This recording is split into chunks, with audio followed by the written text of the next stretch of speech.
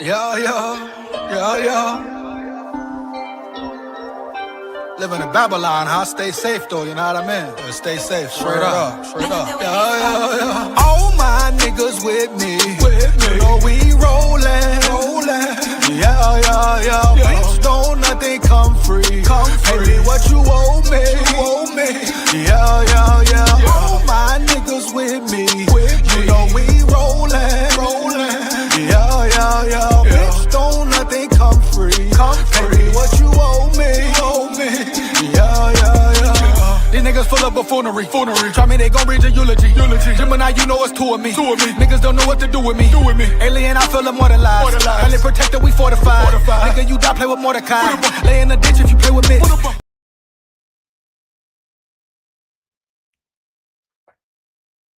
Roll Tide, back again. A lot going on in Bama news, decisions to be made, definitely. As we know, oh man, hold on. I think I got my thing on mute. Hold up, man. Oh, come on now. Hold up 1 second. Give me 1 second here.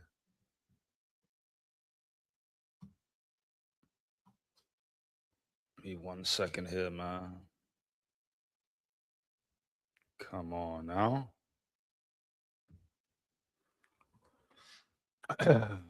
1 second. Roll Tide full of pride, though. Roll Tide full of pride. We're definitely going to get to it. Second to set everything up.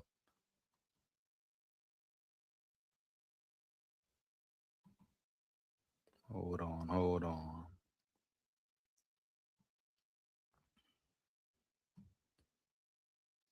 All right. Here we go. Of course. Boom. Okay, we in there. Here we go. So Roll Tide full of pride once again. Get this volume worked out. But yeah, news. Who will be the QB1? Scrimmage 2 recap. Now, most people are saying Keelan Russell is ahead of the QB1 battle. You know, is it over or not? We're going to get down in some coverage from Scrimmage 2 to Scrimmage 2 recap, see what Kalen DeBoer had to say, and just see where things are going for Alabama. As we know, first game, September 5th, ECU, East Carolina, at home. It's time to get prepared. It's time to get ready. You understand me? So, of course, then is once again, who will be the QB1? That is the main question. Now, if you ask the majority, people say Keelan Russell is ahead of the race. Is it still a competition? We shall see. But the overall consensus is Keelan Russell is the man for the job. And you know that the talent Keelan Russell has. He can throw the ball. He throws a beautiful ball. On top of that, dynamics he brings to you in the run game, scrambling around, evading pressure, making big plays happen. You know, Austin Mack, talented as well, powerful arm as well, but you want the best man on the field. So who will that be? We shall find out. Now, this live, I'm going to get into some articles. Like I say, break some videos down and go from there. But the battle is official. You know, the battle is official. You know, this is the time that Bama really has to lock in. Season, 2 weeks away? It's going down. You know, no more talk, no more play. Now we're going to see what you're made of. You know, what will the identity of this team be? First of all, we understand how imperative it is for Bama to get this run game going, to have a sturdy, mean run game. We need to get back to murder ball per se. This is no longer the Saban era, but it's the DeBoer era. One thing about football, the games are won in the trenches. So how will they attack that? You've seen interviews with Racing Delgatti saying, oh, better believe we're going to run the ball, etc. So physicality up front is most important for Bama right now. Talk about Ryan Grubb. How will his play calling change or get better? Will he lean on the run game per se or go away from the run game? We've seen that last year. So it starts with Ryan Grubb and his play calling for sure. But a lot of questions to be asked. The defense, you feel really good about this defense. They're stacked at every position. Linebacker, cornerback, safeties, etc. Championship caliber defense. Once again, can the offense match? And the biggest question for this defense is the consistency. Can they stay consistent? Now, last year we saw some great games, some great halves, saw some bad halves, piss poor halves, man. Indiana, damn near the whole second half was trash, but you learn from it, you grow from it. A lot of new faces up front, but a lot of real good faces up front as far as football players go, right? So a lot of questions for Bama, but we should feel really good about this team going into the season. But now it's time to get focused. Now it's time to get locked in. Kalen DeBoer got to make a decision quick. You understand me? To build that chemistry, build that cohesion with the offense, with the O-line and the quarterback. You know, rumor speculations are that Kalen DeBoer will make a decision early next week. So I'm thinking Monday, Tuesday at the latest.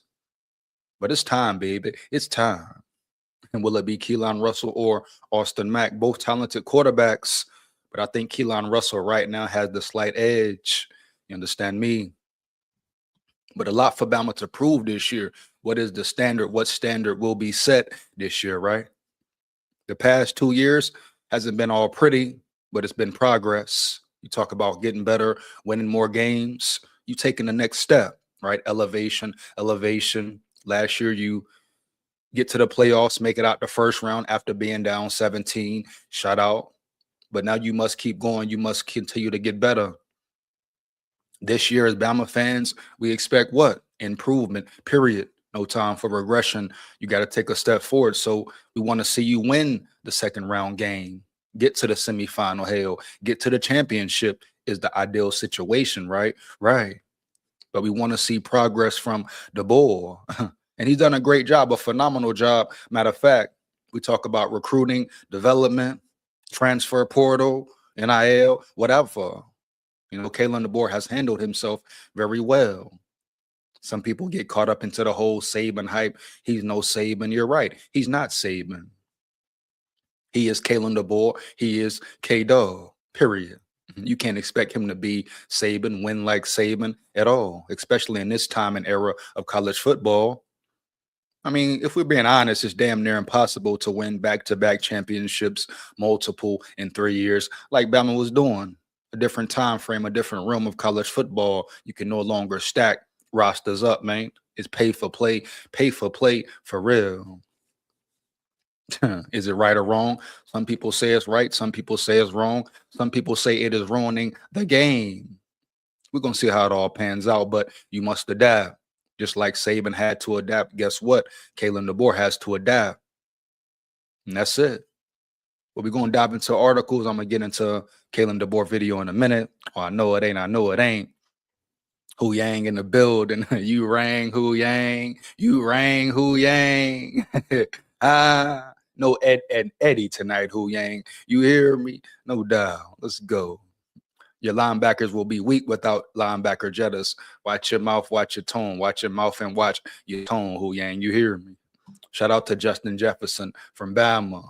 He is playing with the Cleveland Browns right now. Wish him the best. Wish him much success. But watch your mouth and your tone, Hu Yang. We got dogs all across the field. You hear me? You know it. I know it. Hey, Hu Yang, you might as well break down, become a fan, become a Bama fan. You ain't got no college team anywhere, right? Join the Bama squad. Join the Bama factor. You hear me? Heavy. Here we go, man. So I want to get into some articles first. Just a recap of scrimmage, the last scrimmage, then see what Kalen DeBoer had to say. So let's dive into it. Give me 1 second here, man. Here we go. Let me set this up right fast. Hold up. And let me know, how do you feel about the QB competition? Who is ahead? Do you feel like it will be Keelan Russell or Austin Mack? Most people say Keelan off the rip. Most people say Keelan Russell has the position in the bag. But it's imperative that Bama makes the right decision. You know, your quarterback can take you a long way. He is the leader. He is the captain. You know, he must be prepared. He must play good football, man. If you have trash QB play, guess what? You're going to have a trash offense, just like if you have trash O-line play like last year. Inconsistencies will hurt this team, period. We must be consistent across the board. And that's what everybody, defense and offense, you know. Let's get to it right quick. I'm going to get into a couple articles. Matter of fact, let's break it down in the Boogie Downtown. Oh, love. So, boom, here we go. Alabama Crimson Tide news. Keelan Russell closing in on QB scrimmage notes. TSIO. Let's get it. Keelan Russell closes in on Alabama's starting QB job ahead of Alabama's second and final scrimmage of fall camp on Thursday. On 3's Chris Lowe reported that he expects Kalen DeBoer to name Keelan Russell the Crimson Tide starting quarterback early next week. Wow, very interesting, man. While Russell and Austin Mack still split reps during the scrimmage, and DeBoer didn't tip his hand in his post-scrimmage press conference. Funny, there was a noticeable change that points to Russell having control of the job. Per people in attendance, Russell took the first snaps at quarterback on Thursday. Throughout the competition so far, Mack has been up first due to his seniority. Not anymore. So is that abrupt change? Does that make it clear? Has DeBoer made it clear per se? You know, just off that change right there, Austin Mack has been getting first team reps because of his seniority. But the fact that Kalen DeBoer said, hey, let's switch it up right here. Now, Keelan Russell will get first team reps. Does that mean he is your first team quarterback? We shall see. We shall see, man. Here we go. Yes, sir. Russell has been viewed as the favorite since the end of the spring, but Thursday brought the first concrete evidence that the star sophomore is on his way to being Alabama's starter for week 1 against East Carolina. So shout out Keelan Russell. They say DeBoer will make a decision early next week. So I'm expecting, like I said, Monday or Tuesday. Let's move along to some more scrimmage notes. Freshman running back Trayshawn Brown continues to impress. EJ Crowell, he's injured right now, but he will be back. AK Deer suffered an injury. How long will he be out? But when guys go down, you other players step up. And that's what Trayshawn Brown is doing right now. Kudos, shout out, respect to him. It's not going to take that long before Trayshawn Brown becomes a household name. The former 3-star recruit has been a revelation since joining the Crimson Tide, and he's taking full advantage of the opportunities in front of him. Brown was excellent again during Thursday's scrimmage. While he probably won't start over junior Daniel Hill, it's pretty clear that the freshman has earned the trust of the coaching staff and is set for a major role in his first year in Tuscaloosa. And we may very damn well see running back by committee, which I have no problem with that. You know, any one of those guys can get the job done for sure. You know, you just feel more comfortable. You just feel more and more comfortable with him out there, DeBoer said after Thursday's scrimmage. And that goes a long way. You know, which player the coaches feel comfortable with on the field. Which players the coaches feel will protect the ball, not put it on the ground. It all plays a part. More notes from Alabama's final fall camp scrimmage. Sophomore wide receiver Derek Meadows was noted by DeBoer as having a good day on Thursday. Meadows has seen increased opportunities with Lord Sear Brooks sideline and continues to push for a starting spot with junior Rico Scott.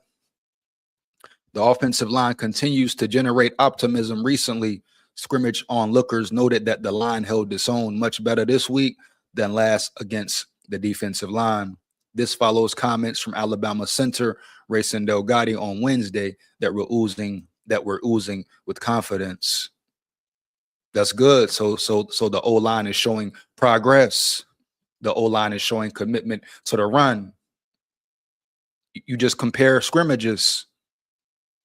They were much better this scrimmage than last scrimmage, holding their own. That's very important, man.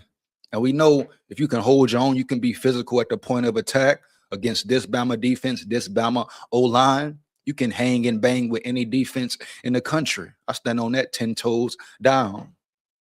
And then your center, the main communicator on the O-line, he says, you better believe we're going to run the ball. You better believe we have confidence in running the ball all day, all night. Show you're right. So all of it adds up. All of it adds up. Continue to grow and get better. You know? Here we go, man. Keith in the building. Keith Holcomb in the building. What up, brother? SKOL Vikes. Let's get it, man. Let's word. Roll Tide. Let's Roll Tide. First time catching your podcast. Hey, much appreciated, Keith. I don't know what's up with the algorithm and what's going on with the noties, but hey, man, make sure you like, comment, and subscribe, and hit that bell as well, brother. Roll Tide full of pride. Ain't nothing rolling but the damn tide. Here we go. Yes, man. He said, I was a Bama. What Hu Yang said, I was a Bama fan. I love when Kwesi and O'Connell traded back and let the Lions take that receiver from Bama. Shout out J-Mo, man. J-Mo's a real dog. Let's go. Yeah. Grubb seems to be locked in this year. Let's hope so. Let's hope so, Keith. I tell you what, he better be locked in, brother, right? You know, Ryan Grubb must get it together. The offensive success, firepower, whatever you may say, run game starts and ends with Ryan Grubb. So he better be locked in this year. A lot on the line this year, right, Keith? We need to see him lean on the run. A lot of times last year, he stopped running the ball for whatever reason. He got pass heavy. Now, I'm not saying don't be aggressive. I love his aggressive mentality. I love him attacking downfield, but you have to learn and know when to run the ball, when to break a team down. It has to start with the run, right? The foundation of your offense should start with the run game, brother, period. You know it. I know it. And then you go from there. That's when the stretch in the field happens, big plays happen, play action, all that. But you must start with the run, especially in the playoffs. I mean, hell, that's a whole new season. You got to be physical at every level, high school, college, NFL. Every level, you run the ball. Look at the Seahawks last year. Look at Indiana last year.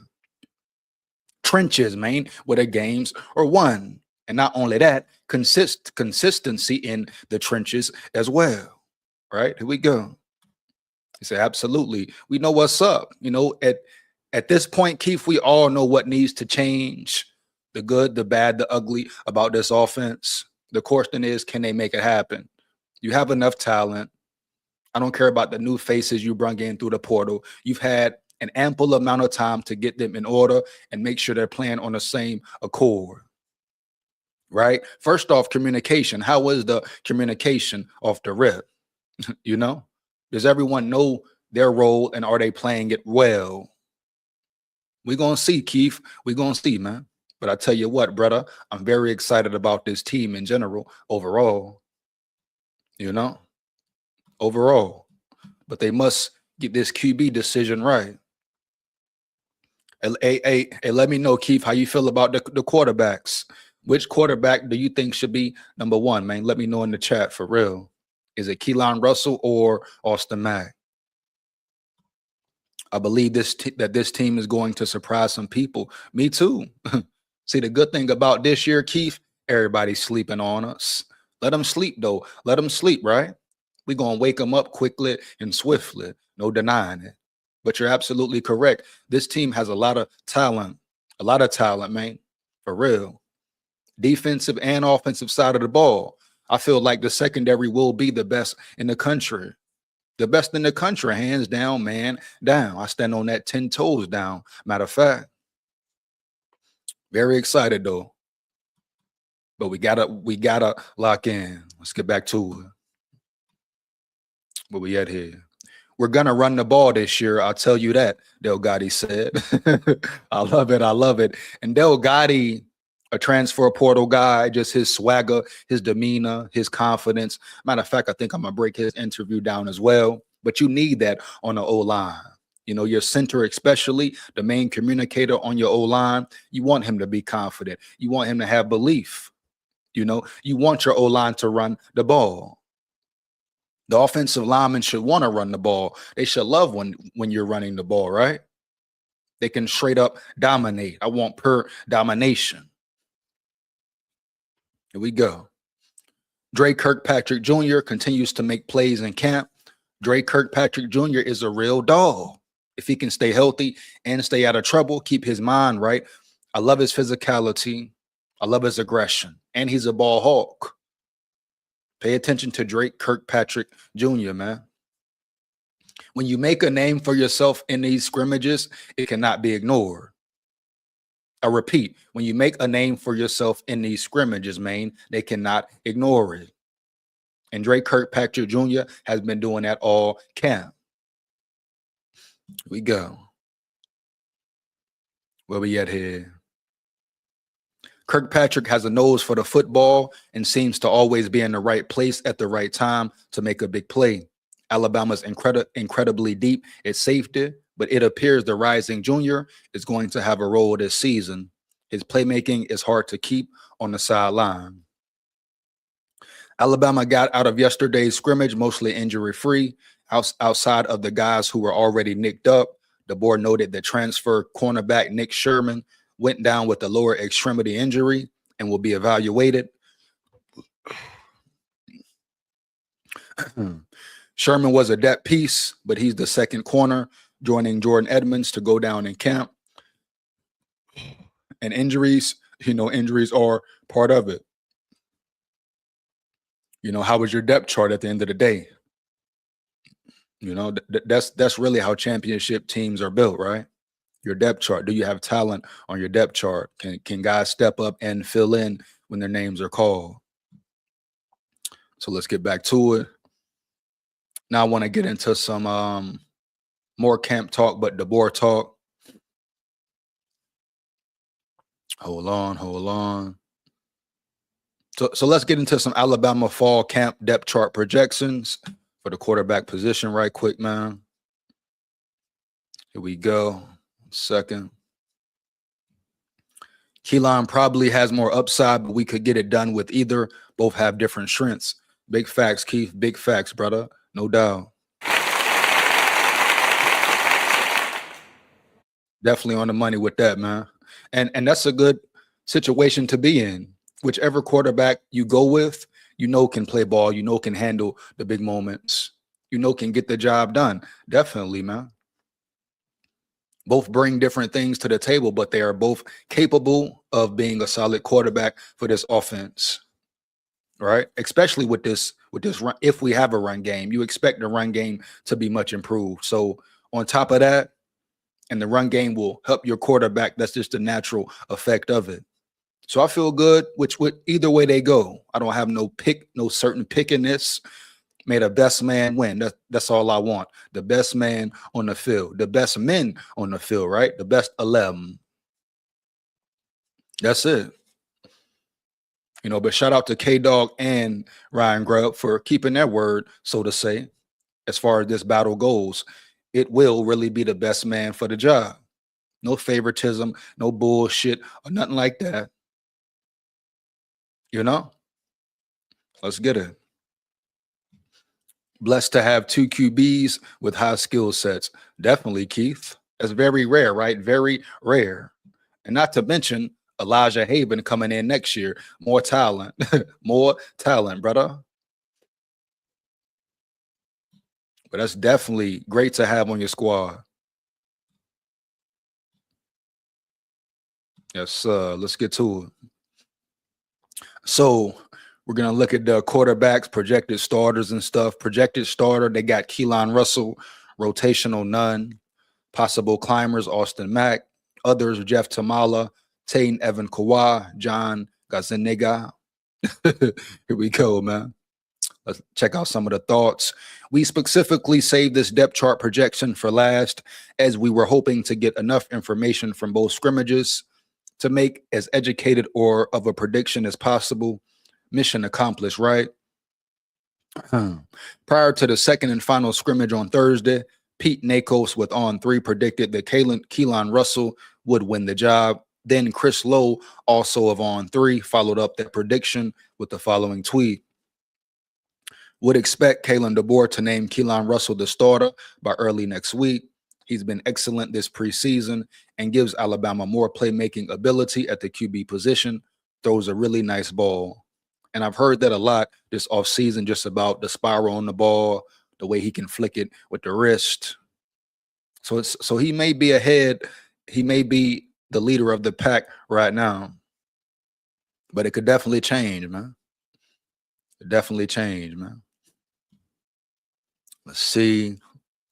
Austin Mack is a good quarterback, and his story is far from finished. The California native is massive, 6'6", 237 pounds. Plus, he's got some mobility and great arm talent.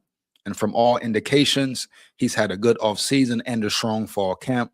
So if Russell does win this job, it will say way more about him than it does about Mack.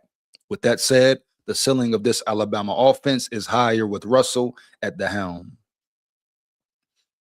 And that's pretty much what it is. I mean, you want the best man on the field. Both guys can definitely get the job done, but who is the best man right now? A lot of people say Keelan. We're going to see. We're definitely going to see, man. Now I want to get into some Kalen DeBoer talk, see what he had to say. But the quarterback position, that's pretty much it, man. That's pretty much it. You know, so now we just got to wait and see. Now we have to wait and see. But I would say that K-Dog should make, I believe K-Dog will make a decision probably Monday or Tuesday. I don't see why he will wait any longer than that. We got what, 2 weeks until the first game. So now it's time to start locking in, honing in on your quarterback, his skills, and just the communication, getting that real cohesion with the O-line, with the receiving core, and running backs, tight ends, etc. So I say Monday and Tuesday, man. Definitely we'll know something from K-Dog. Let me know how you feel in the chat. Will it be Monday or Tuesday when we find out? Give me 1 second here. Boom. Let's get to it. About a little over 90 play scrimmage, about 80 plays with the one. So he said 90 play scrimmage. So I believe the scrimmage probably was about hour and a half, 2 hours. But a 90 play scrimmage is a lot of plays, right? Right. So you've seen more than enough to make a decision on your quarterback room and whatever other situational, whatever other position battles you may have going on right now. 90 plays, that's a lot. A lot of footage on the field, a lot of film on the field, right? A lot of good, solid work on the field. So whatever battles you have going on, it's time to make decisions off the rip. Let's get it, man. He said, come September 5th, we will know more. Straight up, Keith. True story, Keith. True story, brother. Hey, what I always say, Keith, you cannot run from competition. You cannot run from the season for a reason. Here we go, man. Let's get back to it. You cannot run from the season, man. It's coming whether you like it or not, whether you read it or not. Here we go. Let's work.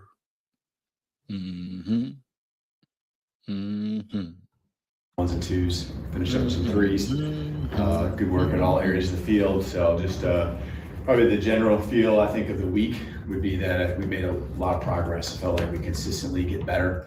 There's no drop-offs, and that's what I want to see. We still got some big weeks ahead. I think that it was this time a year ago where we did continue to take those strides. So that'll be the challenge moving forward. But some good stuff to learn from. Love having the officials out there. We were much cleaner, especially pre-snap in this scrimmage than what we were last scrimmage, and even in the week of practice. So it was good to see that. But just getting their input and interpretations on some things, it's good to have the officials out there. So a lot of the guys that you'd expect, I think, are doing a good job. And managing the scrimmage, you don't see it all. So, but there's a lot of guys I think that you'd expect, the starters in particular, that I think just consistently do their thing. And so some guys that I'm sure you'll ask about that are behind them, that are pushing for spots. So we got some competition still going at a number of places, and that's healthy for our football team. But I thought today was a really good day. Thanks, Coach. And anytime you may have some tough decisions to make, as far as starters, rotation, or players go, that's a good thing to have. That means you have talent all on your depth chart. That means you have guys who can step up and fill in when their number is called, can play at a high level and set the Bama standard, the Bama way. So the fact that some of these competitions are getting deep in the thick of it, still decisions to be made, is a plus for Bama. Let's go. With Charlie on the far right. Yeah, hey coach, just what did the quarterback show you today, and do you feel ready to make a decision after the second scrimmage? Yeah, I mean, I think that, again, I'm looking at the whole thing. And I mean, of course, it does matter when you get to a scrimmage. And you scrimmage literally every day to some extent in practice, moving the ball, playing the situations. And so today was just more of that. And, you kind of get a pretty good idea. But stepping inside of Brian Denny, kind of the day is really devoted to a scrimmage. And so, what do you got? It is important to perform at your best on a day like today. But I think it's just been consistent. I think, again, when I say pre-snap, it is everyone, but I think a lot of that starts with the quarterback, right? How he comes in the huddle. I think they're clean with the command and calls and getting the line of scrimmage.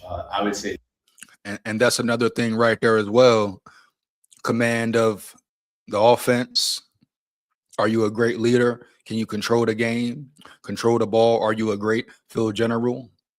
It's about talent, but it's not just about talent, right? You have to have other characteristics per se to be a great quarterback in college, NFL, high school, even whatever level, man. The higher you go up in rank, the more you need to be capable of doing. But who's a great leader? You don't got to be necessarily a vocal leader. It's a plus, but making example, leading by example. So a lot of factors play a role in determining the QB1.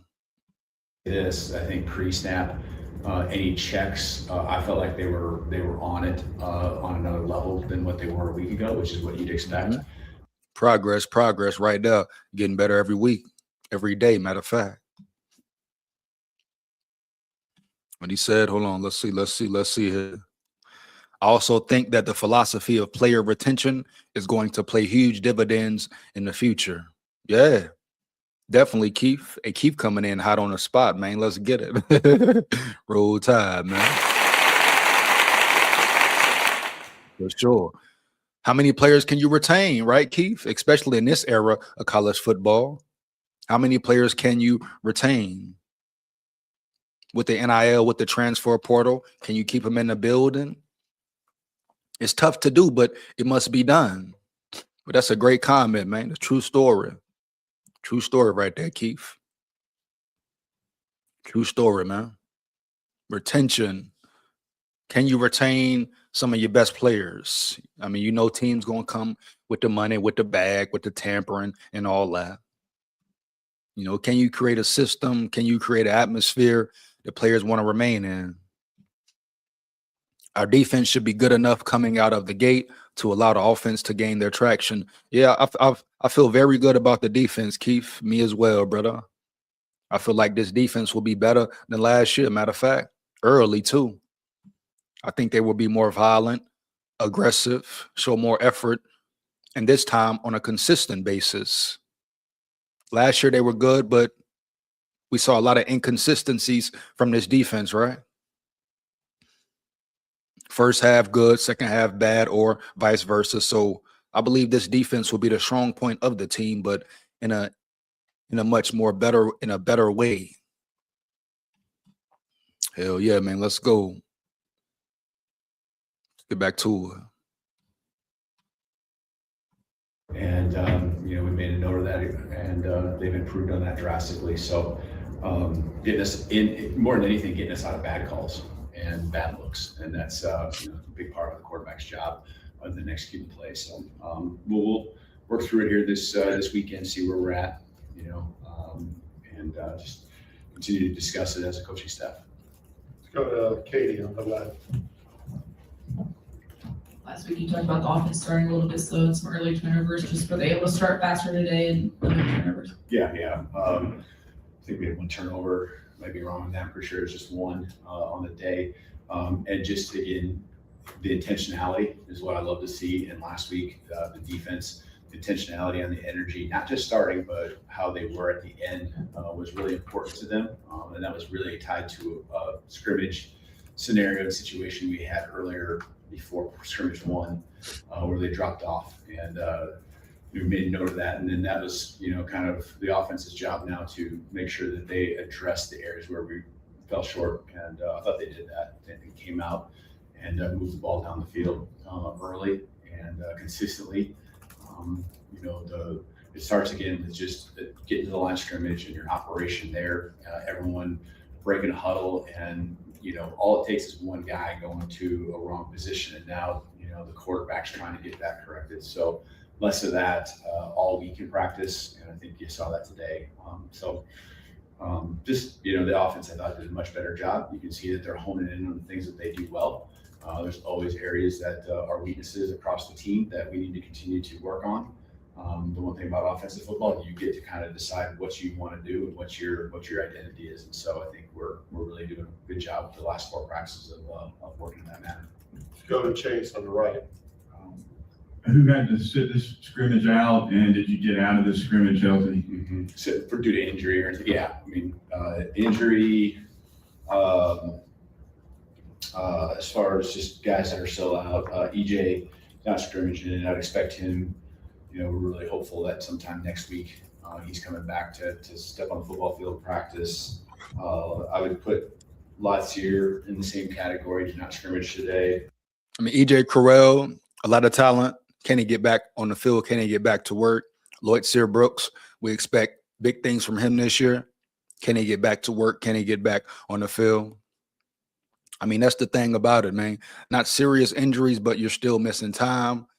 You're giving another player opportunity to take your spot. I'm going to just call it what it is, right? To look better than you on the field, to take reps, snaps that should have been yours.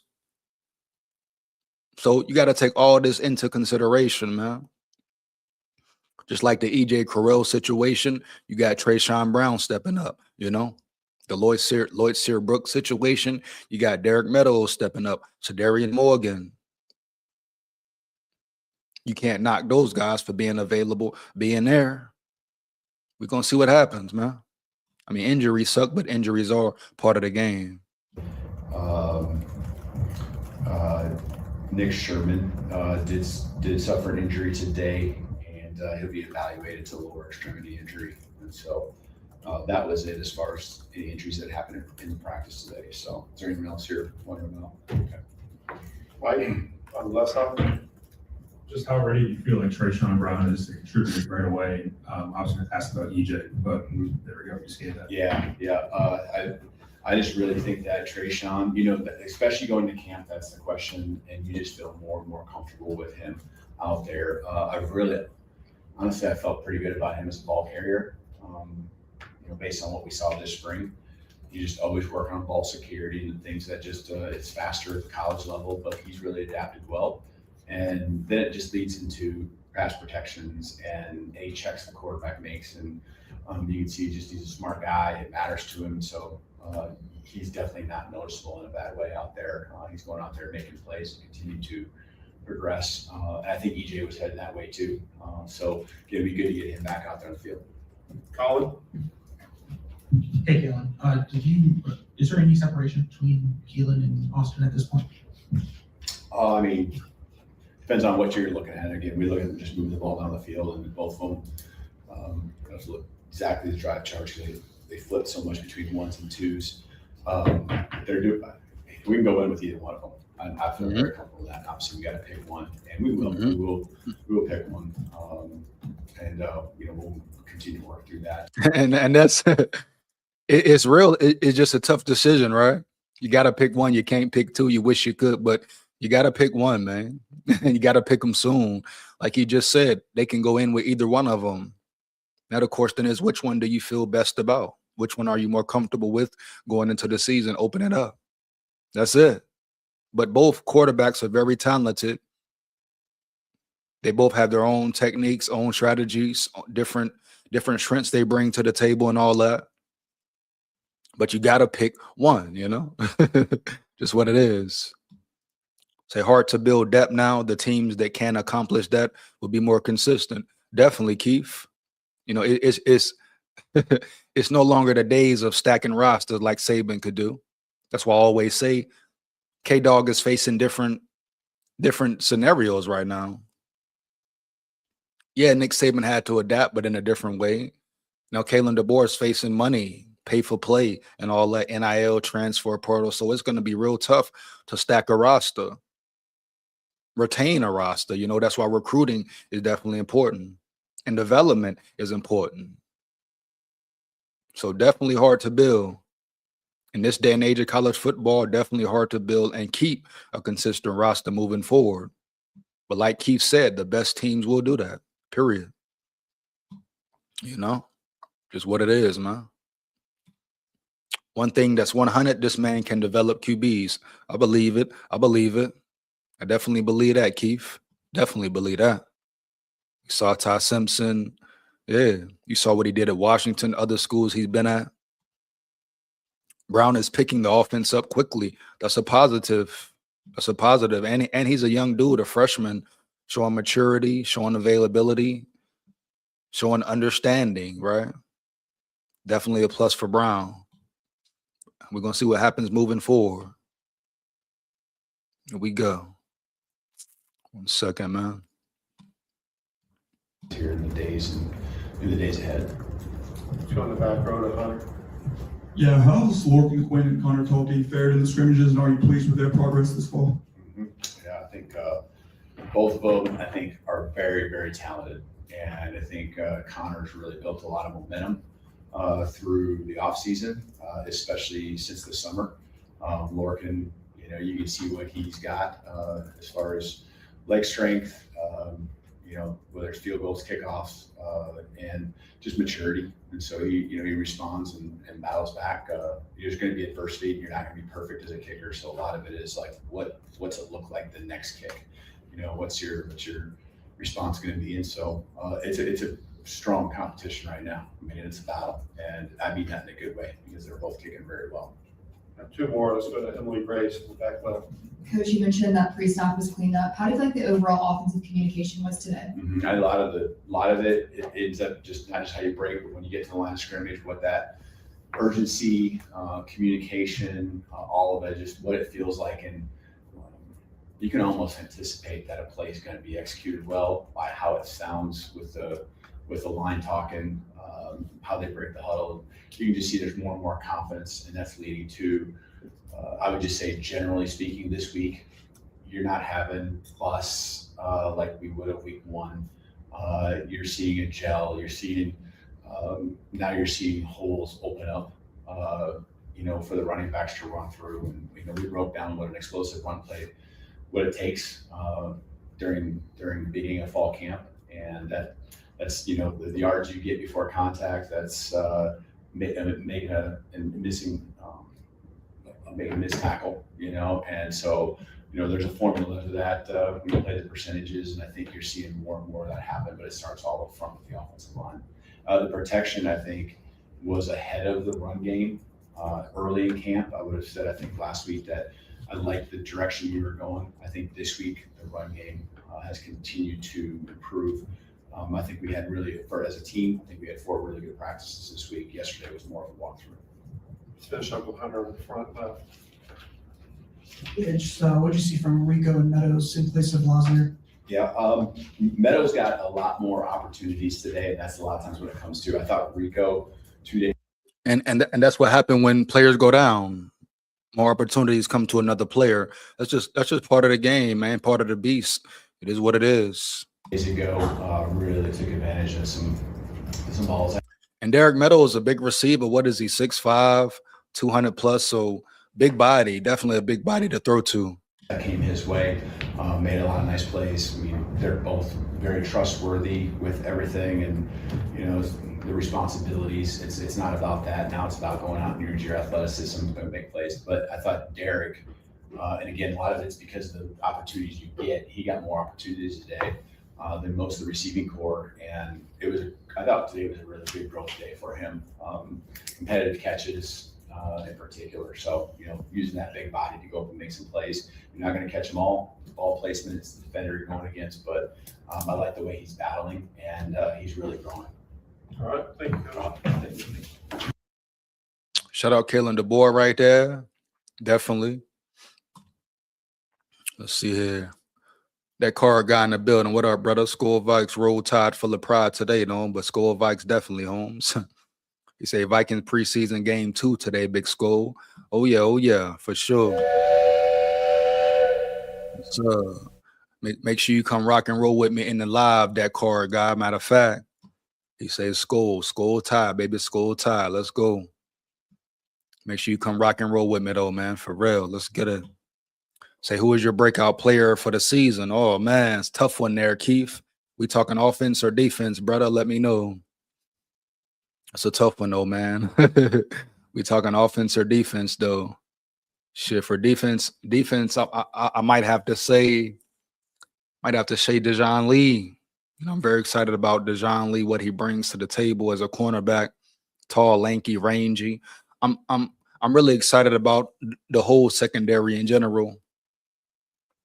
And as far as the offense goes, I feel like could possibly be a offensive line player, man. Maybe Carroll, you know, maybe one of the transfer portal guys, Javin James, Racendell Gotti. I don't know. It's a lot to pick from, man. For real. A lot to pick from.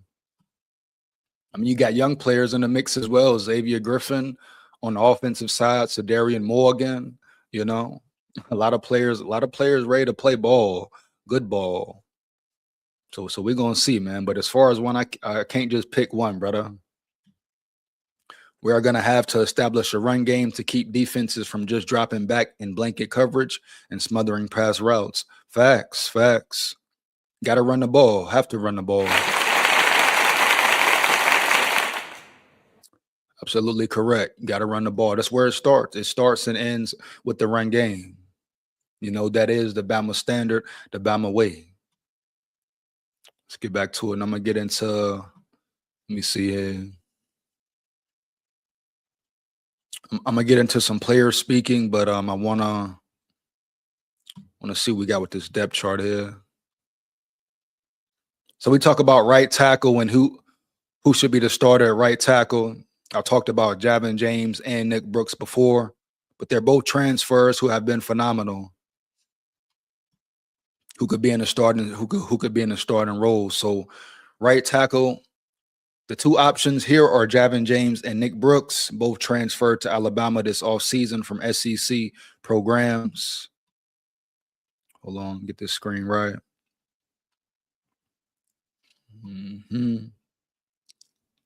James from Mississippi State and Brooks from Texas, so they have experience in this league.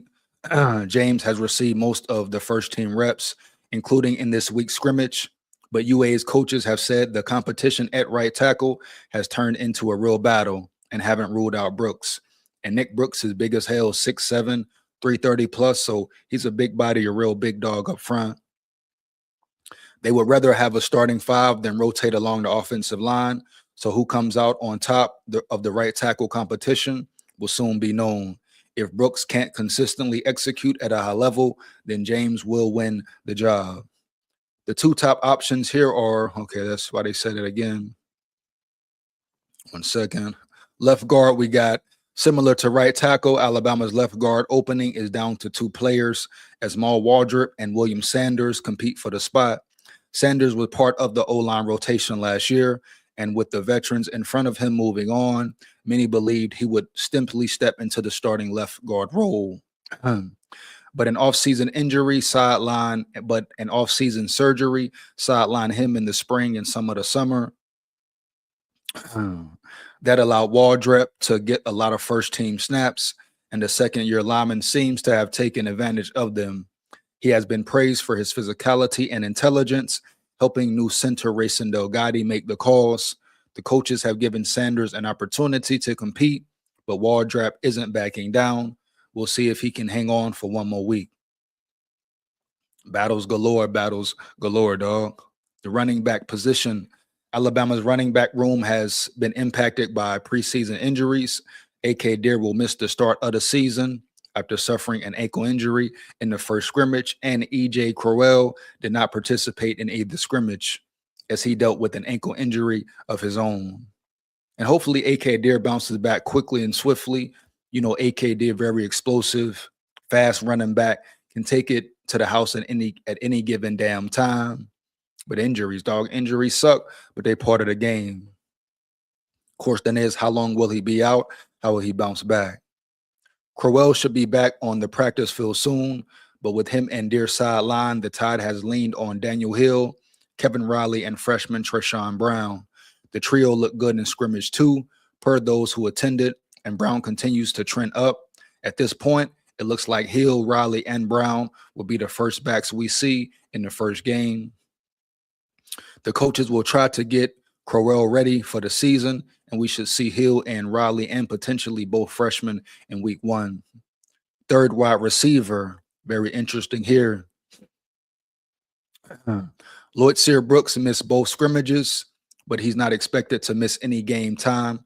We know he and Ryan Coleman Williams are Alabama's top 2 wide receivers. But with Noah Rogers set to miss the start of the 26th season, the Tide needs others to step up. The 3 candidates to do just that are Rico Scott, Derek Meadows, and freshman Cedarian Morgan.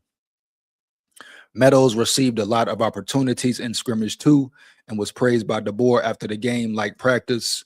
Morgan also impressed those at the scrimmage. Scott is one of the fastest players on the team and will look to play a larger role in year 3.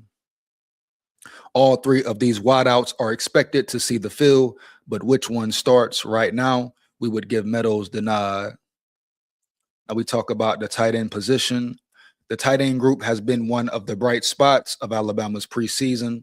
According to offensive coordinator Ryan Grubb, it is one of the Crimson Tide's deepest position groups on the offensive side of the football, but there isn't a ton of experience in the room, which is why it's probably more underrated than most other units. Josh Ford has been an important transfer portal addition, and he and sophomores Caleb Edwards and Marshall Pritchett should see a lot of the snaps this fall. And Josh Ford, a real big dog, real physical, powerful, aggressive. That's what you want. That's what we talk about, aggressiveness, when we're talking about implementing the run game.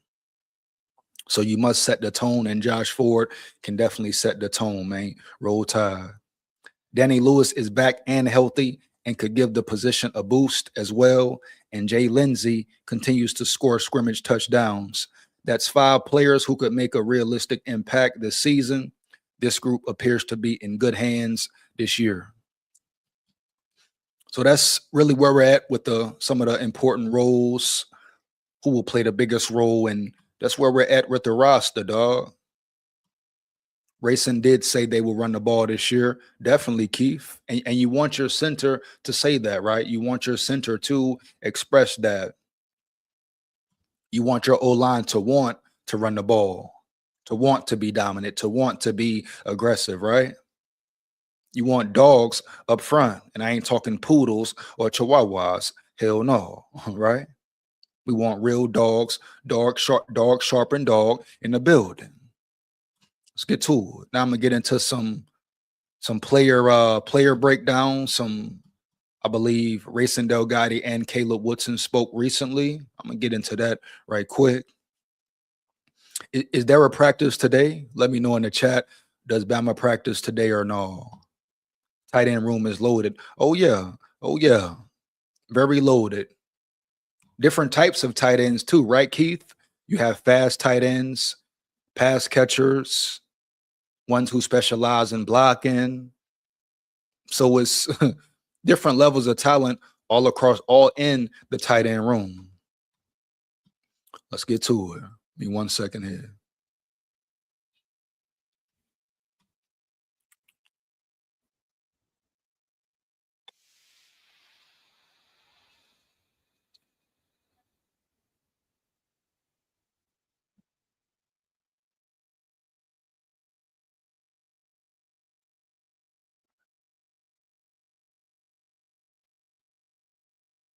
Bro, you kidding me here?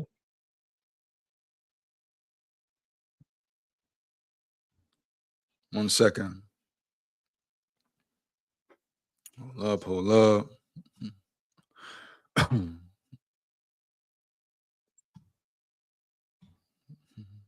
Yeah, it's good. Rayson, what's your full name? Rayson Black Delgatti.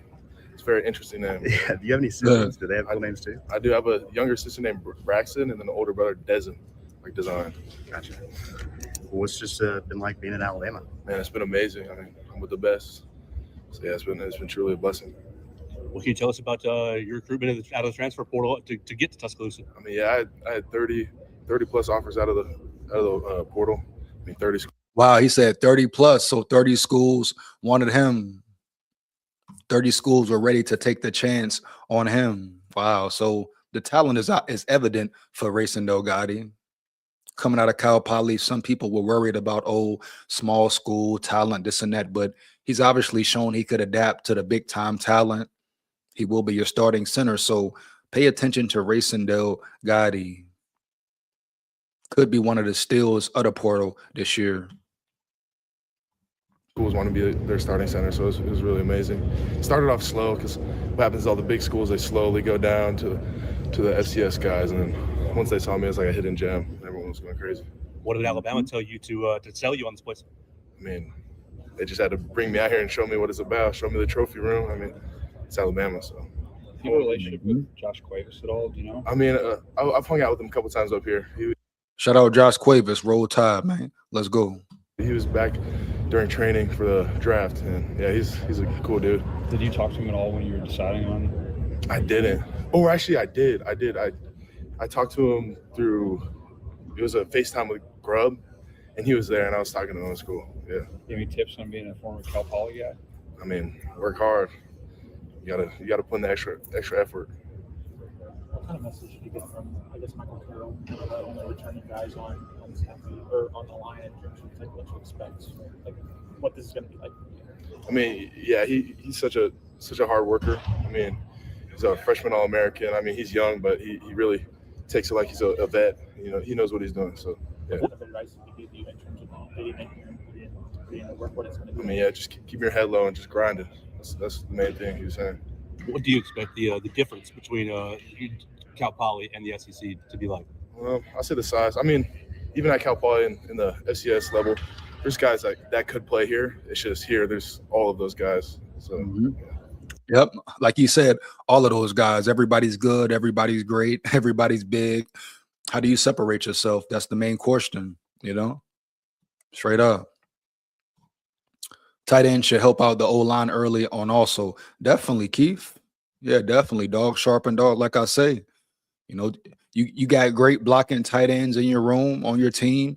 Definitely will help out the O-line, even with communication, even with chip blocking, etc. Know what I mean? Bama's going to face a lot of schools with good edge rushers. Right, Keith? So that will come into play. Your tight ends blocking on the outside, chipping on the outside, etc. We go. Say, think it's Sunday, Big School. Appreciate it, brother. Appreciate it. Like this kid. Yeah, it seemed like I like his demeanor, you know, his energy. Big body as well, but definitely exudes with confidence. Anytime you got a center to flat out say, oh, we're going to run the ball for sure. That's what you want, man, right now. You know, put the ball in the running back's hands, put the ball, you know, put the team on your O-line's back. Period. How do you embrace maybe the challenge that is revamping the running game? Obviously, the struggles, you weren't a part of that, but coming in and trying to reestablish the running game. Yeah, just being a vocal leader, I would say that's the biggest piece. Really leading the line. I mean, I'm like, if not the oldest guy in the room, so I have the most snaps. So just really using that to push everybody. Lot of experience he has. A lot of experience. Everybody. What's your perspective on running the football? Man, we're going to run the ball this year. I'll tell you that. What did you see when you watched Alabama offensive line develop from last year? Like, what went right, what went wrong? I'll say it was a smart group. Like Parker, learning off of Parker. I mean, he's such a great athlete, smart guy. Yeah, I mean, I'm watching film on him every day, every night when I go to bed. I'm really locked in on what he does because he does such a great thing here. What does he do? He's an athletic guy, gets off the ball quick. Yeah, he's great in the pass pro. So yeah. Smaller center, but like you said, definitely athletic and quick, you know, nimble per se. Now, how will that carry over on the NFL level? Shout out Parker Beresford, of course, Roll Tide full of pride. Ain't nothing rolling but the damn tide. Here we go, brother. But the fact he studies him, locks in on him, shows that he wants to get better, has no problem receiving information. Let's get it, man. Let's work. What were some of your goals in the weight room this offseason? Get as big as I could. I mean, Coach Boyd, Coach Rick, they had me right. yeah, just getting my numbers up, getting my weight up. Yeah. How much has your weight come up from? So I was at 290 at Cal Poly. I'm now at 305, but like a good 305. That's what's up. That's what's up. 305. Probably all muscle. Probably good weight, solid weight. Oh yeah, no sloppy weight, etc. Let's go, big dog. Lock in. 305. So So yeah, some people say I'm small, but I'm really not that small. hey, What's the process of adding weight? What are you eating, or what's the thing that you're hating to eat but having to eat? I mean, I eat steak, chicken, salmon every day. We're so blessed up in the nutrition. So yeah. that nutrition plan, man. That nutrition plan, man. Come on with it, man. Here we go. Like people saying you're small, like how do you handle that noise and how do you process that? I mean, through one ear out the other. I mean, I don't really focus on that. I just work on myself. What's been your biggest adjustment coming to Alabama? Like maybe that's taking some getting used to. I mean, the heat's crazy. I mean, what they talk about at Field 3, that's a real thing. I mean, Oh yeah, that's south. That south work, huh? That heat, that humidity. It can get you now, but I'm sure he will adapt to it. besides that, I mean, just the strength piece, just get in the weight room. Dude, guess how much it cost me to make sure my family gets $1 million if something ever happens to me? You'll never guess. What can you tell us about your experience on Field 3? Man, there's no telling. It's hard work. You get like blacked out. Like you're just working. I mean, you don't even feel your legs anymore. You're just moving, like praying. Like it's pretty crazy. What are those prayers like? Man, you're just praying that it get it over with. I mean, yeah. Do you hear Coach Grubb's comments about you being like a retired surfer? Yeah, he always tells me that every time I see him. He's like, "Oh, there's my retired surfer." I mean, but it is kind of true because I do know how to surf. I am a pretty good surfer. I grew up surfing, so. So do you like when he jokes with you about that? Like, I mean, yeah, that's my guy. So, yeah. Going back to the strength element, do you feel a difference now that you've been, several months in the program? For sure, I definitely feel I can move guys off the ball a lot better than I did. Programming, strength and conditioning, programming, weight room programming, dog. Period. How was your strength and conditioning program? Bama always had one of the best, right? Right. College football is scared to death. The tide will rise and lay waste to college football again. We coming. Hey, we coming, baby. Here we go. Roll Tide. Come on now, Keith. For sure.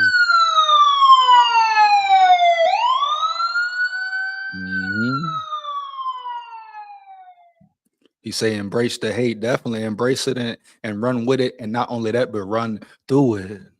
Let's get it. Roll Tide, man. Let's go. Against this D-line, so yeah.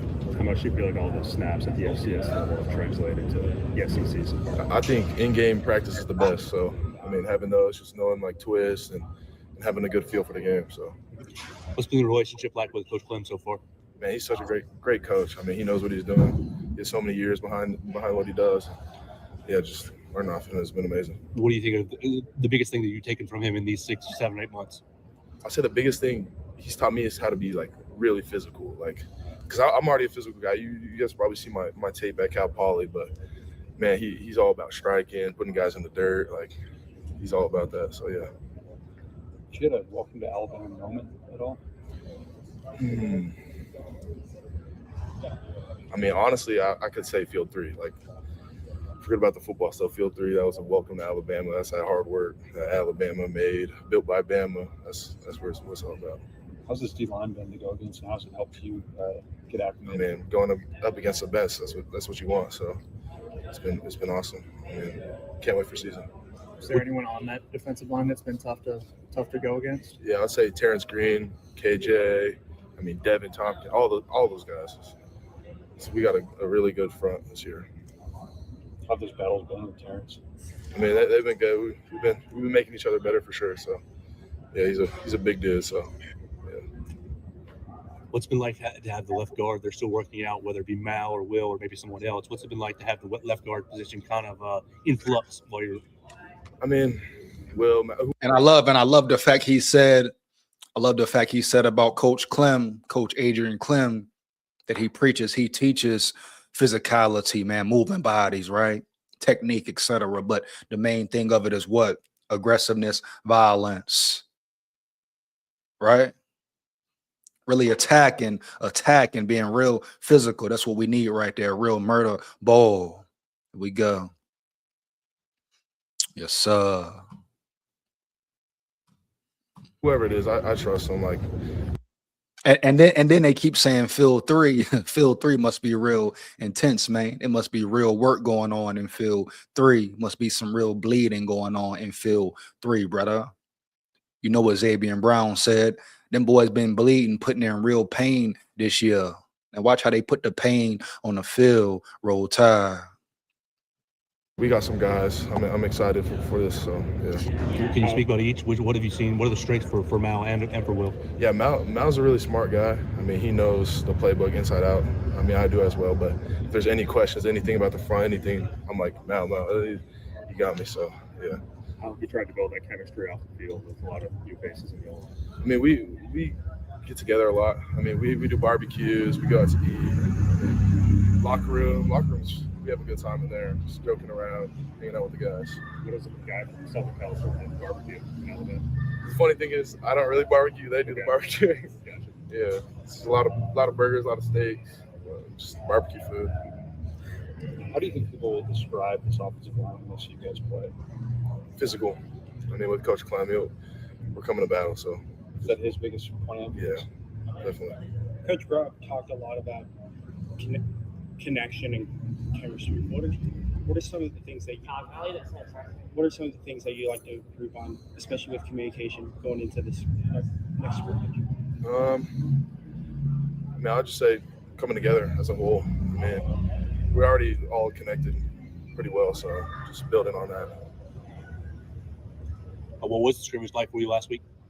It was good. I mean, there's still a lot of pieces to be put in place, but I mean, it was awesome. Playing in Bryant-Denny doesn't get much better than that. So, what do you want to improve on for next scrimmage? I'd say point of emphasis for me is my feet work.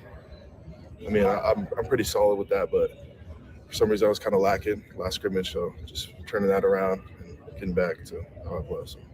What's your relationship like with both the quarterbacks, and how's that kind of evolved since you've gotten here? Yeah, I mean, we're all so close. I mean, their relationship, especially Austin and Keelan, I mean, it's crazy. They're going head-to-head with each other, but they're buddy-buddy. So it's like, it's pretty cool. Is that a cat or is that from practice? This is from practice. Yeah.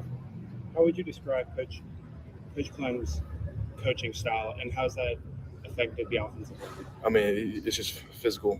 I mean, he's coming out. He's trying to put guys in the dirt, like I said. So, yeah. Anything else? All right. Thanks, man. Appreciate you. Let's just say the bedroom report this. And shout out, that was your center, Alabama center, Racing Delgatti. Salute to him. Shout out, respect to him, man. Matter of fact, clap it up for him. You know, center, the communicator, the anchor of the O-line per se, man. And just him coming in right away through the portal, year one, getting acquainted quickly and swiftly, learning fast on the fly, damn near, learning the playbook, the scheme, the overall mentality, the standard of Bama. So I feel real good about Racing Delgatti being the anchor on this O-line. He put on real good, solid weight, real mean weight. 290 to 305, solid muscle, solid power and strength, on top of having a great offensive line coach. What did he just say? He teaches, his main thing is what? Physicality, aggression. That's what we need. That's what the line was missing last year. On top of consistency at that. Feel very good about this. This roster, though, this O-line roster, though, man. Now, they got to prove it on the field, of course, but, oh, yeah, we coming. Here we come. Roll Tide. Coach Clem is an X factor. Definitely. You talk about a coach, Keith, right? He's played at the highest level, coached at the highest level, been on Super Bowl winning teams. So he knows exactly how to identify, but not only identify, do what? Develop a player. Put a player in his best position to win. It's what it is, man. Let's get it.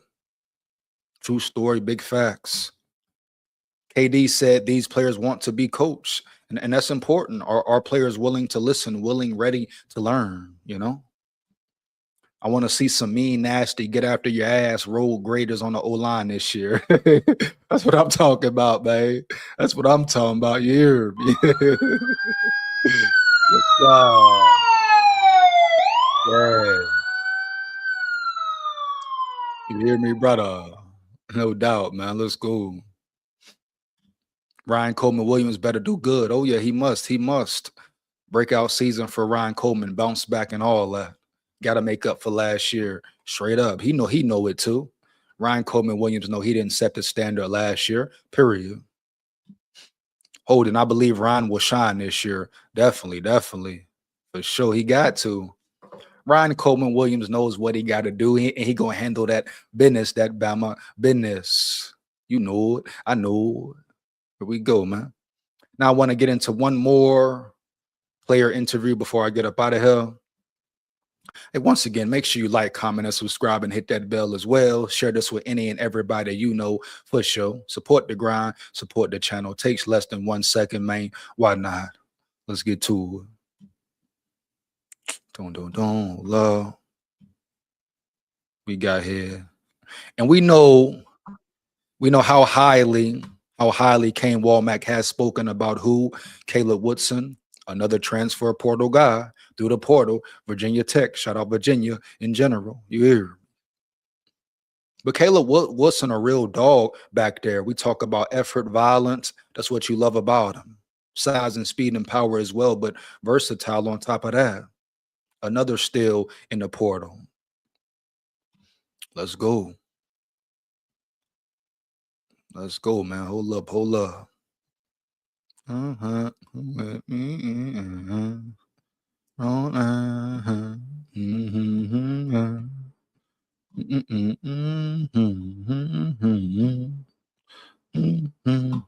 for 20 minutes a day and your body transformed. This device gives men over 50 a six-pack. It's going great. You know, we in the thick of it right now. We got a scrimmage tomorrow. It's been intense and physical every day. It's been a good challenge for us.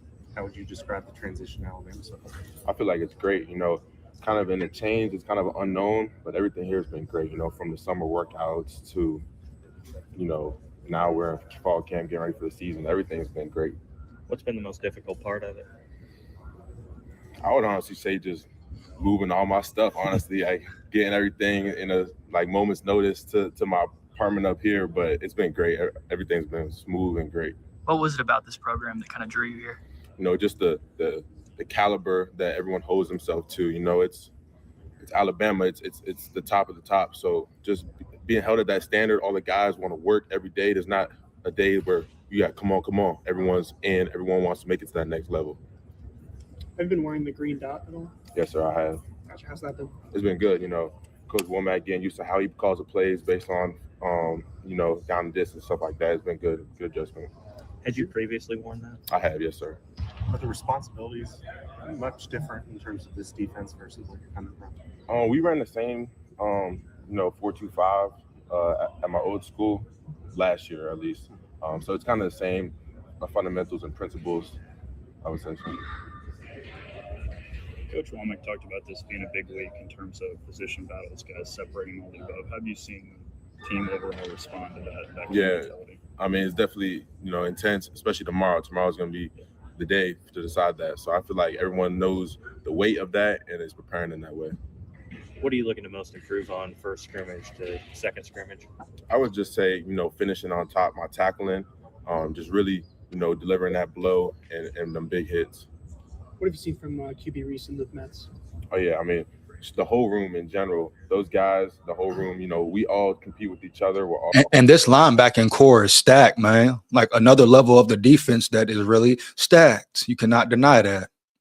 Tough decisions in that room as well about who will be the starter, but I also expect to see a nice rotation going as well. Because look who you got: Luke Metz, Caleb Woodson, of course, QB Reese, Abdul Sanders. The list goes on. A lot of players in the building that are ready to play, man. But the best men will be on the field, right? Right. But let me know in the chat, which linebackers are you most excited about?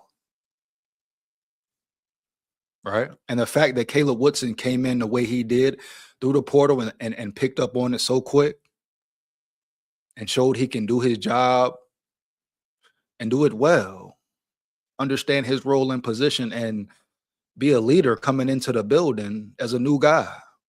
No, not a new guy as far as college experience goes, but a new guy in the building, a new guy at Bama. Demanded respect, took respect, earned respect. Now he's a captain, a leader, etc. So Kane Womack speaks highly on him for a reason, man. He has all the talent around there. But the linebacking group, talented all over. QB Reese, you saw him shine and flash last year. This roster is a winning roster. Now go win. Yeah, he just like QB Reese, definitely Keith. QB Reese. Excited about him, brother. You know, damn near showing glimpses of some of the Bama greats. You talk about Bama greats, Hightower, right? The way he has explosiveness, gets to the ball. Let's go, man. Ryan been putting in work this year. He definitely has. He definitely has. He's had a great training camp as well, too. So Ryan Coleman Williams, he's ready to produce, ready to bounce back. I really believe that. I really believe that, man. Defense gonna be nasty. Hell yeah.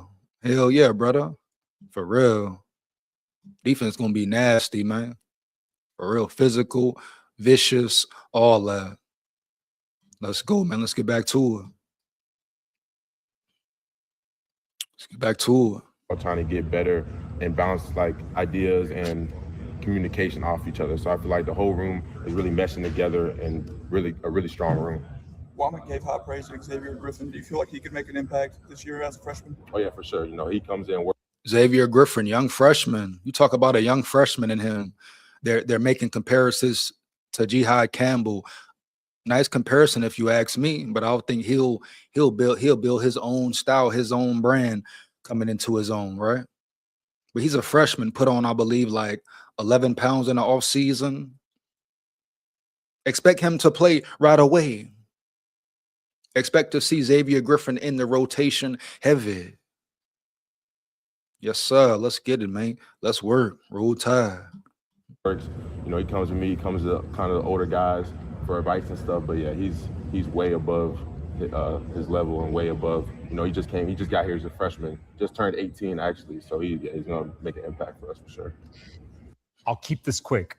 We need a huge number of donations today to flip this U.S. Senate seat in Texas. If everyone watching this right now made a contribution.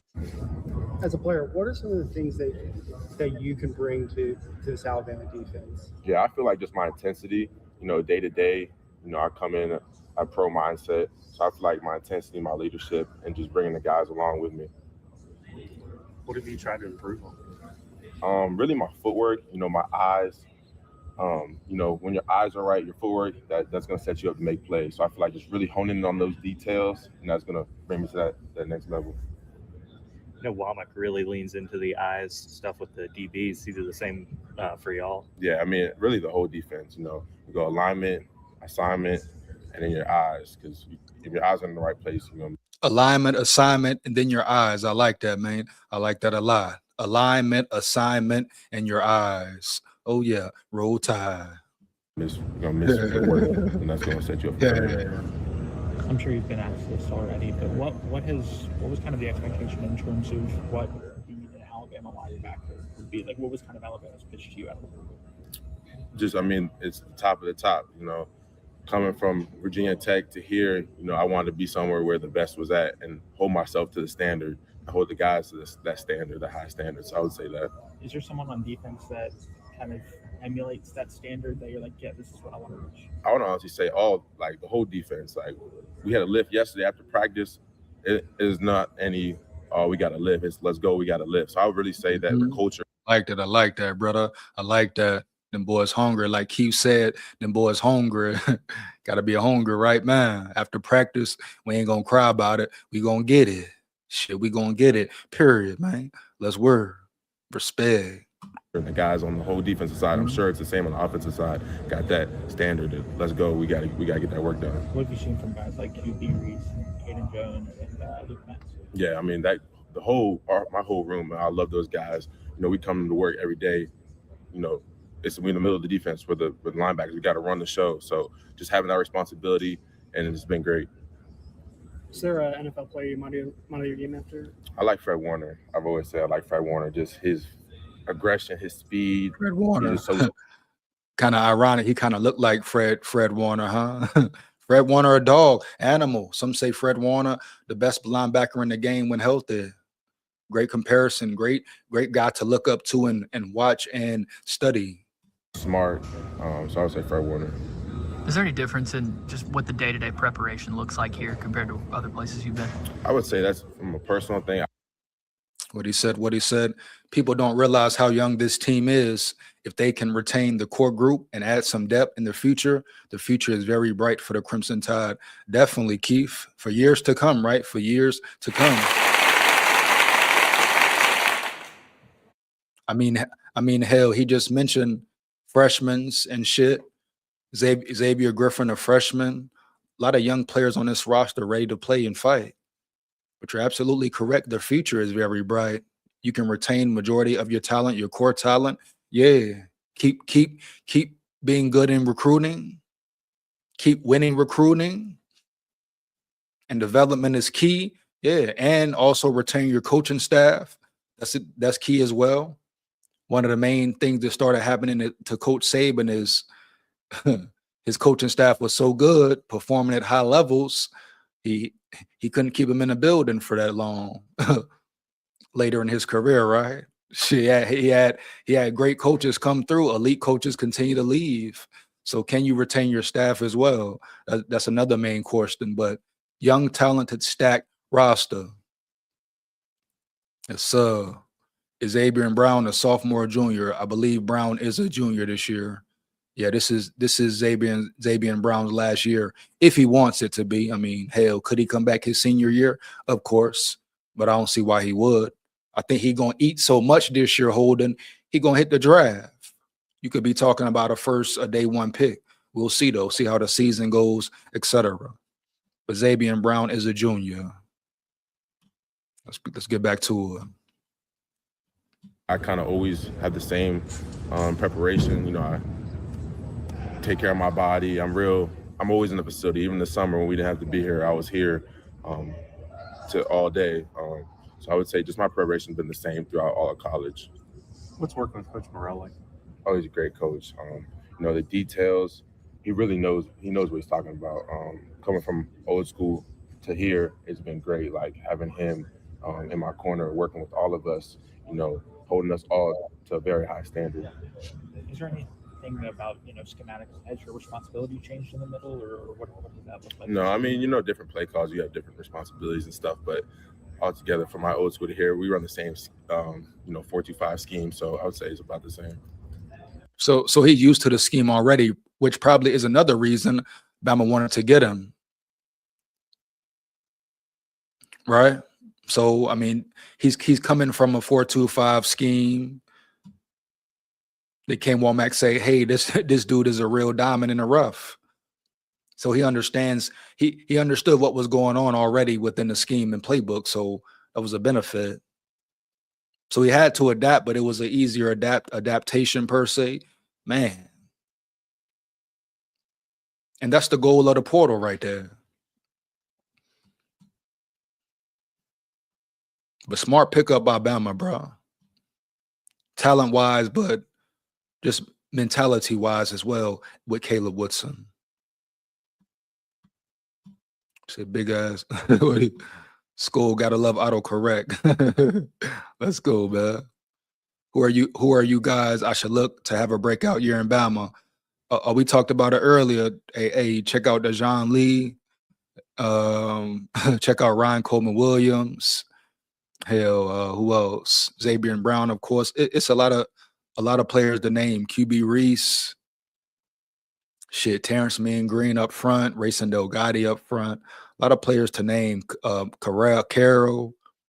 Yeah, man. Very, very deep Very deep roster here. Let's get back to it, man. What's the heat level difference? Like, does it get this hot in Blacksburg? When I first got here, I was out in the summer. I was like, "Woo, I'm gonna have to get used to this." I started going in the sauna, trying to sit in there for like 30 minutes, just get my body used to it. But I feel like now I'm kind of adapted and my body's used to the heat now. Obviously, you're a veteran player. Have you had a welcome to the SEC moment yet, like on the practice field, or are you kind of still waiting for it? No, I haven't, but I mean, is it like, does it feel different? Definitely in spring ball. Definitely spring ball. Maybe took a little bit, there's some bigger guys and stuff, but over the summer I put on 13 pounds of lean mass. So that boy say 13 pounds, man. You're 13 pounds of lean mass, dog. Good weight, good real weight right there. Good shit, man. Roll Tide. I'm ready to go. Right, exactly. I'm ready. Well, is it different carrying around that extra weight? Like, how do you feel physically? I feel great. It's all lean mass. I actually lost some body fat too, so I feel fast. I feel strong. I feel great. What were the discussions like of getting the green dot, Morel and Mama? Yeah. So actually in practice, I think a few backers wear it, so we're kind of switching around. So I don't know whose shirt is gonna wear it in the game. I think in the game it also will switch around depending on who's in the game. But it's a great responsibility to have that green dot. So It's hardest running back to bring down. I'd probably say Daniel Hill on the 4. Yeah, he, all those guys really though they run behind their pads and they bring that punch when in contact. What was it like when you met him for the first time? I want to say it was spring ball. I think I actually caught me a stinger, honestly. It was on the goal line. Yeah, he definitely runs behind his pads. But it's great having guys like that because that's what we're going to face when we come Saturday. Apologies if you've already been asked this, but back in spring, Kalen said you were a captain-like guy. What did it mean to hear your new head coach say that about you so early in your process here at Alabama? Yeah, no, it means great things. Like, that just makes me want to push myself to really, lead the guys, especially on my side of the ball, and just be that guy to get guys amped up when things aren't going good, and when things are going good, keep guys going. In a transfer portal world, what does it look like to kind of earn the trust of the guys in that way, like so early? Yeah, it definitely means a lot. Coming in the summer, in spring, like I knew I just had to come in and start work, and then I could slowly earn the respect of the guys and earn more of a voice. So that's what. Hey, and shout out to Keith, but yeah, Drake Kirkpatrick Jr. definitely, man. If he can stay healthy, keep his mind right, oh yeah, no doubt. The physicality he brings, the aggressiveness he brings, the ball hawking ability he brings, right, Keith? He can definitely break out this year. Shout out Keith coming with the facts, man. Let's get it. Roll Tide. Rico Scott brings feel to the receiver. Speed to the receiver room. Yeah.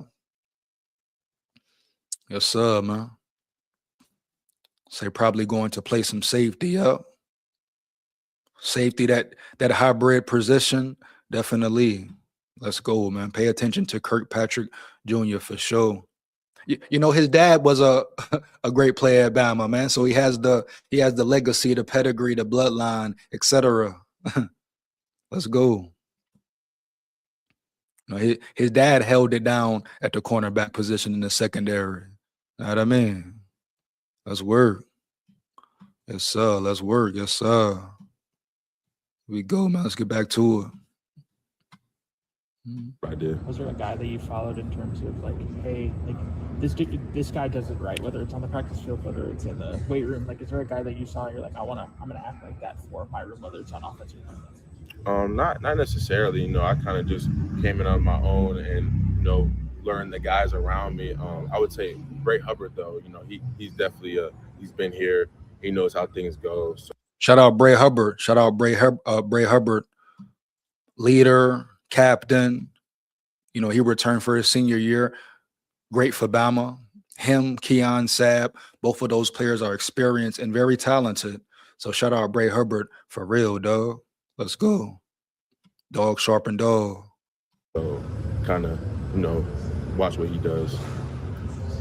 Softball coach Patrick Murphy spoke to you all last week, before camp, about Udita and being as happy for your teammates. Just kind of how have you seen that message spread throughout camp? Yeah, I feel like that's a big thing for us. That was a great message from Coach. Just the fact that like when someone does something good, celebrate that. When something's not going good, still bring them up. And I feel like that's really have been a ripple through our team. Has been a good effect.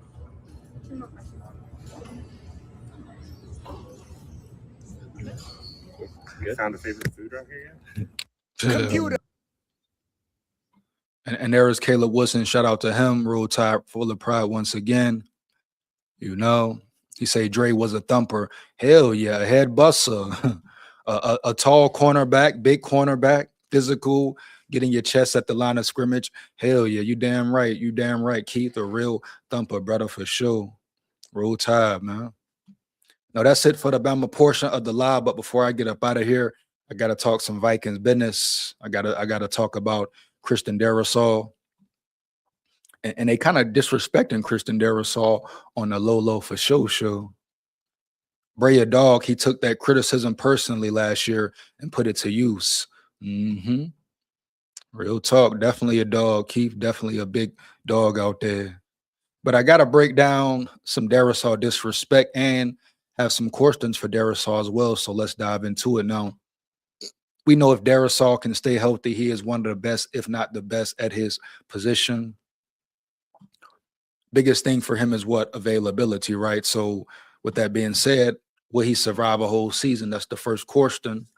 But has he taken a step back? Now I'm gonna get into the article. If you remember the last live or the second to last live I spoke about, I read a article that said Trey Hendrickson had a day for the Ravens. So I asked the question, was it against Darrisaw or Brian O'Neill? And allegedly it was against Christian Darrisaw. So is that concerning? I would say no. You know, is Darrisaw 100%? Is he back in the groove of things? You still got some adjusting to do, etc. But I'm not going to say you should worry or think Darrisaw has fallen off, but definitely some questions about Darrisaw coming into the season, man. Is he the same player he once was? We're going to find out real soon. But let's just dive into the article right quick. Got to do a little side shake right here. So, boom. Christian Darrisaw suffers troubling struggles in Vikings-Ravens joint practice. The Minnesota Vikings are in the midst of two massive offensive shifts as they transition to Kyler Murray as the starting quarterback, and head coach Kevin O'Connell completely reimagines the run game. And key to both of those changes coming off smoothly is a healthy and effective offensive line. Left tackle Christian Darrisaw has battled injury in each of the past two seasons, playing in just 17 of a possible 34 games. And while he is ostensibly healthy for the first time in 3 years, he dealt with some trouble during Minnesota's joint practice with the Baltimore Ravens on Thursday, August 20. Interesting. Trey Hendrickson has had 2 to 3 sacks today, and Vikings Christian Darrisaw is one of the league's best tackles. So you asked the question, Darrisaw, are you healthy, Darrisaw? Are you ready? But I'm not gonna say, oh, let's say Darrisaw's done or washed up. He could still be getting back into the groove of things. And if you're gonna lose badly or make mistakes, you want them to happen in training camp. So we'll tell about Darrisaw, more about Darrisaw week 1, but don't disrespect, don't ever get it misconstrued. Could have just been a real good day for Hendrickson, you know. Let's get to it. Trey Hendrickson has had, we already said that, Brian Wacker of the Baltimore Sun reported on X, and Vikings Christian Darrisaw is one of the league's best tackles. Christian Darrisaw looking to come back from 2 injury-riddled seasons.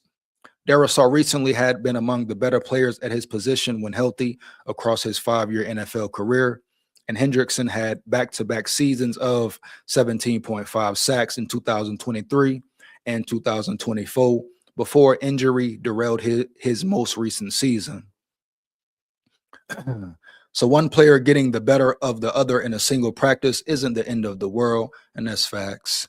That said, it's fair to wonder if Darrisaw isn't all the way back to 100% after battling lingering knee issues in his attempt at a comeback in 2025.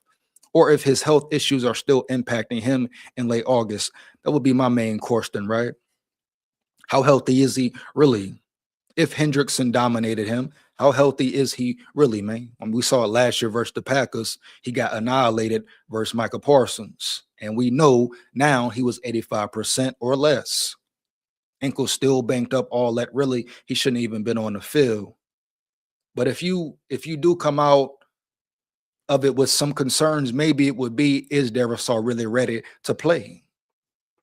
But we know the talent is there. When he's healthy, the talent is there.